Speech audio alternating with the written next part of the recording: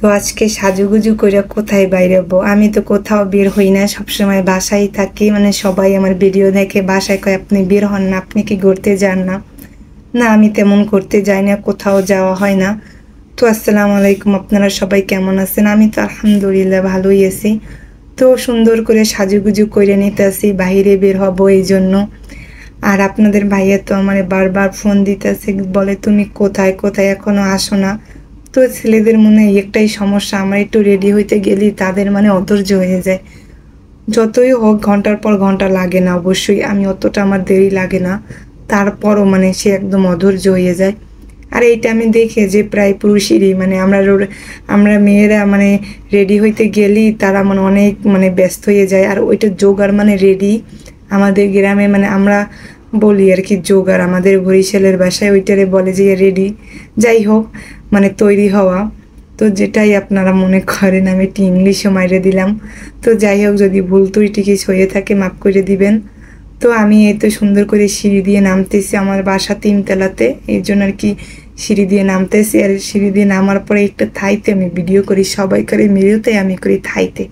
থাইতে একটু ময়লা হলে আমার কেমন জানি ভালো লাগলো, এই জন্য আমি ভিডিওটা করে নিলাম।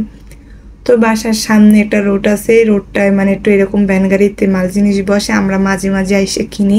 মানে মাসের 1 তারিখ থেকে 5 তারিখ পর্যন্ত বেশি বসে।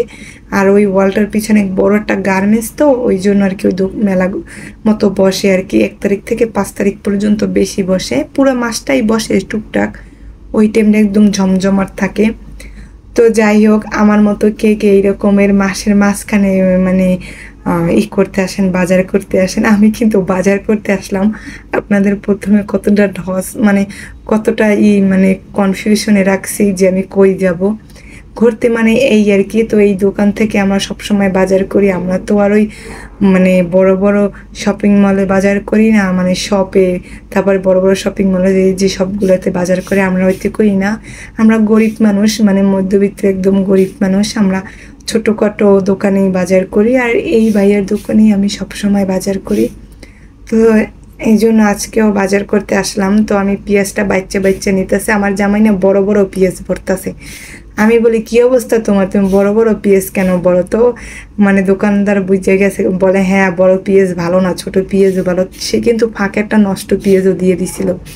তো দোকানদারে আমার মেয়েকে একদম আসনে বসাই রাখছিল, মানে সে তো চিনে আর ওরে অনেক ভালোবাসে। তো এদিকেই আমি বাজার করলাম, ফ্রেশের সাথে একটা বালতি নিলাম, কারণ আমার বালতির অনেক প্রয়োজন ছিল। আর এই মামাটার কাছ থেকে আমি কলা নিছিলাম।